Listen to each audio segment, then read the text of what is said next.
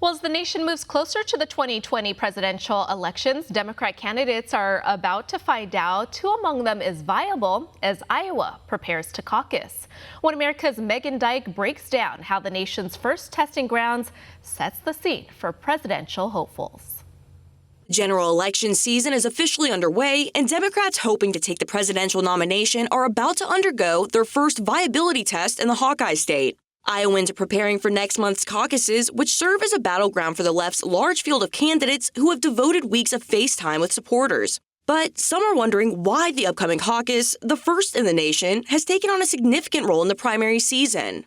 Our goal in Iowa is to come in first. That's what we want to do. I'm not sure we'll do it. It wasn't until 1976 when then-Democrat Georgia Governor Jimmy Carter, a little-known candidate to most, spent countless hours surveying whether he would be a favorable presidential contender.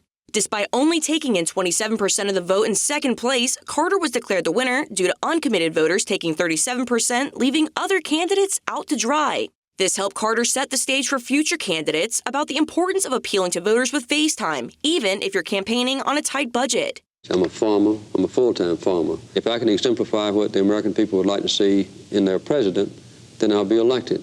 If I can't meet those high demands, and I hope they are high, I don't deserve to be president. In 1972, Iowa established a new set of rules making up the caucusing process to make nominating a candidate as transparent as possible instead of a traditional primary where voters cast ballots in relative secret.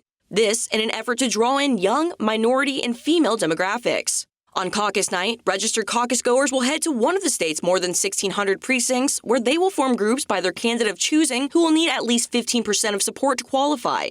Otherwise, individuals who rally behind those who don't make the cut will have to join another group or abstain from the process. The night's results will determine how many of the state's 49 delegates will be allocated to each candidate. As it stands, President Trump has led over his Democrat opponents in the state due largely in part to his presence on the ground in touting Iowa's massive agricultural sector. More American ethanol production also means less dependence on foreign suppliers. By fully embracing E15, we will reduce dependence on foreign oil by up to 250 million additional barrels every single year. It means more energy. And what can be wrong with that? And it's very good energy. That means our farmers are not only promoting our prosperity, you are protecting our security as a nation. According to a December poll from Real Clear Politics, he's still leading over the most viable candidates. This includes former Vice President Joe Biden, as well as Senators Bernie Sanders and Elizabeth Warren. Meantime, with February 3rd on the horizon, there's still time for Iowa voters to form a backup plan in case their favorite contender does not rake up support come caucus night. Meghann Dyke, One American News. Want to see more videos like this?